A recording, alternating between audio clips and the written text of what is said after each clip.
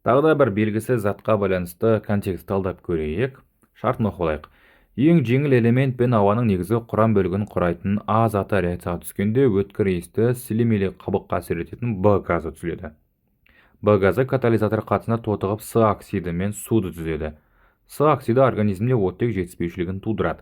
Ол оттекпен тотығып Д оксидін түседі. Сонымен қатар А элементі мен оттегінің массалық қатынасы 7-4 болатын Е оксиді ұзақ уақыт бойы медицинада наркоз ретінде қолданылған.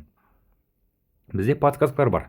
Ең жеңіл элемент ол бізде сутегі элементі болып табылады.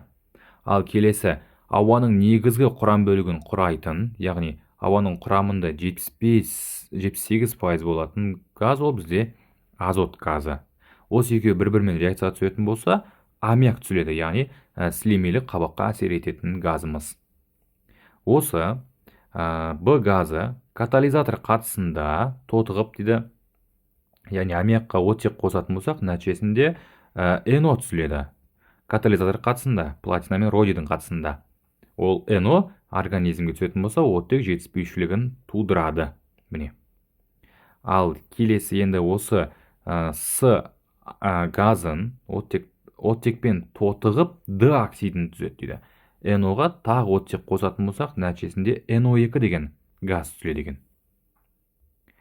Сонымен қатар А элементі мен оттектің массалық қатынасы 7-4 болатын Е оксиді ұзақ уақыт бойы медицинада наркоз ретінде қолданады. Наркоз ретінде қолданатын бізде NiO деген газ бар. Оны шаттандырғыш газ деп атайды. Енді жаңағы 7-4 деген қатынас былай шыққан. 14-ті азоттың салмағын 2-ге көбейткенде 28 шыққан. Оттек бір ғана салмағы бар 16, одан бірі 16 болып тұр. Енді 28 бен 16-ны біз екеуінде ең үлкен санға бөлетін болсақ, бөлінетін 4-ке бөлеміз. Нәтижесінде 28 4-ке бөлгенде 7 шығады, 16-ны 4-ке бөлгенде 4 шығады. Міне, сонда жаңа 7-4 болады деген қатынасымыз орындалып тұр екен.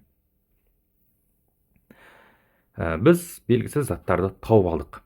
Ал енді осыларға байланысты тапсырма. 26. Е оксидінің атауы. Жаңа тапқан Е оксиді ол шаттандырғыш газ екен. Келесі, А заты бөлме температурасында әрекеттесетін металл ионның жалын түсі. А заты бөлме температурасына тек қана литиймен ғана түседі, қыздырусыз ақ, ал басқа элементтермен бізде қыздыруды талап етеді екен. Сонда литиймен реакцияға түсе алады, ал осы литийдің тұздарын жандырған кезде ол таңқурай кармин түске жалынды бояйды. Міне мұны жерден таңқурай дегенді вариантты белгілеп қоямыз. Келесі. Кешірім сұраймын. Б молекуласының геометриясы. Б молекуласы жаңа бізде аммиак еді. Аммиактың құрылысын саламыз. Азоттың сыртында 3 сутегі атомдары бар, және азоттың сыртында 5 электрон болу керек, себебі азот бізде 5-ші топтың элементі. Оның 3 электрондары 3 сутекпен байланысады да, 2 электроны бөлінбеген электрон жұбы ретінде артылып тұрады. Қалпақ былайша айтқан кезде, қарапайым. Ал енді оның кеңістіктегі электрон жұптарының құрылысы ол тетраэдр. Тетраэдр деген сөз, мынау жаңағы төртеуі бір-бірімен байланысатын болса. Ал егер жаңа молекулалық геометриясы болса, онда оның төбесіндегі қалпақты жоқ деп санаймыз да, онда формасы бізде пирамидаға ұқсайды екен. Осы жерден пирамида деген вариантты белгілейміз. Келесі, 29-ші есеп. С және Е оксидтері қоспасының гелий бойынша тығыздығы 9-95-ке тең, қоспа құрамындағы С оксидінің көлемдік үлесін тап дейді. Алдымен бірінші бетейік. Қоспаның гелий бойынша тығыздығы 9-95 болатын болса, осы 9-95-ті гелийдің салмағына көбейтеміз, яғни тығыздықты гелийдің салмағына. Сол кезде 39-8 болды. Бұл қоспаның эмері болып жатыр, қоспаның. Ал енді қоспаның әрқайсысы қанша грамм екендігін білмейміз, сондықтан оларды біреуін X моль, біреуін Y моль ретінде алып аламыз. Сөйтіп теңдеу құрып бастаймыз. X-қа Y-ті қосатын болса, 1 моль шығады, екеуін қосқанда, стандарт ретінде. Ал енді NO-ның эмерін жаңа мольға көбейтсек, оның массасы шығады. N2-ның эмерін Y-ға көбейтсек, оның да массасы шығады. Сол 30X пен 44 Y-ті қосқанда, біздің жаңағы есептеген 39-8-ге тең болады екен. Ал енді осы теңдеуді шешіп бастайтын болсақ, x-тан немесе y-тан құтылу керек болады. Давайте біз x-тардан құтылайық. Ол үшін мына 30 болса, бірінші теңдеуді толыққанды 30-ға көбейтеміз. Сонда 30-ды x-ға көбейтсек 30x, 30-ды y-ға көбейтсек 30y, 30-ды 1-ге көбейтсек 30-ға тең болады екен. Астыңғы теңдеу өзгеріссіз сол күйі жазылады. Ал енді осы жерден 30 мен 30-ды алып тастасақ қысқарып кетеді. 44-тен 30-ды алатын болсақ 14y, 39-ды 8-ден 30-ды алсақ 9-ды 8 болады. Енді y-ті табатын болсақ 9-ды 8-ді 14-ке бөлеміз. Сол кезде 0,7 моль болады екен. Бұл y-іміз мынау N2O-ның молі болып тұр. Ал мынаның молін табу үшін бастапқыда екеуін қосқанда 1 деп алатын болсақ, 1-ден 0,7-ні алып тастаймыз. Сонда жаңа бірінші затымыз 0,3 моль болып тұр деген сөз. Ал енді есепте осының көлемдік үлесін тап дейді. Сіздерге айтайын, егер мөлшерік үлесі мен көлемдік үлесі әрқашан бірдей болады.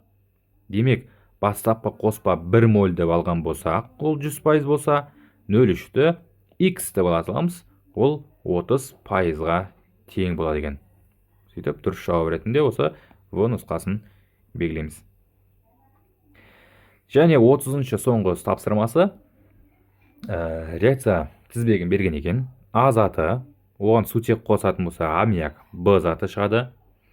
Б заты оттек қатысында катализатордың, яғни қатысында жүретін болса NO газы түзіледі С заты ретінде. Ал осы С затына оттек қосатын болса, нәтижесінде NO2 Д заты түзіледі.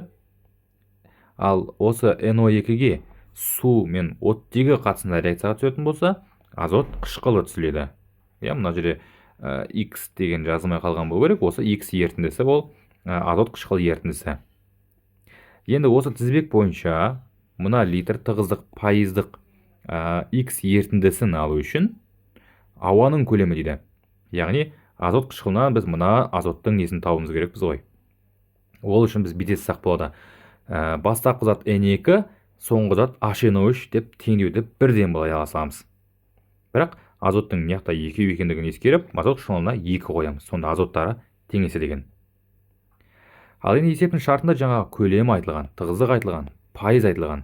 Егер осы үшеуі айтылатын болса, үшеуін бір-біріне көбейтіп 100-ге бөлетін болсақ, онда еріген заттың массасы шығады. Яғни 1,4 грамм миллилитр көбейтеміз. Айтпақшы, мына жерде қараңыздар, миллилитр болып тұрғандықтан біз мына литрді миллилитрге айналдырамыз. Ол үшін 1000-ға көбейткенде 7875 миллилитр болады. Өйткені миллилитр мен миллилитр өлшемдіктері қысқару үшін. Сөйтіп көбейтеміз 90%, бөлеміз 100-ге, 9922-де 5 грамм болып тұр. Енді оны килограмм айналдырып алайық. Өйткені есептің шарты бізде метр кубпен сұрап жатыр екен. Сол үшін 1000-ға бөлеміз де оны килограммға айналдырамыз, алып келеміз де азот қышқылының үстіне қоямыз. Дейміз де пропорция мен азоттың көлемін табамыз. Азоттың. Бізде азот тап демеген, ауаны тап деген. Ал ауаны осы азот арқылы ғана таба аламыз біз. Азоттың көлемі 1,764 метр куб болды. Енді жаңағы бастапқыда айтылған нәрсеге бір оралайын. Ауаның құрамында азот 78%-ды құрайтын болса, онда ауамыз 100% болсын, азотымыз 78% жаңағы тапқан көлемге тиесілі болады. Енді осы жерден екеуінен пропорция X 2,26 метр куб шығады екен. Сөйтіп, Б вариантын белгілеп қоямыз. Міне осындай азот тақырыбына, аммиак тақырыбына байланысты контекстті талдадық.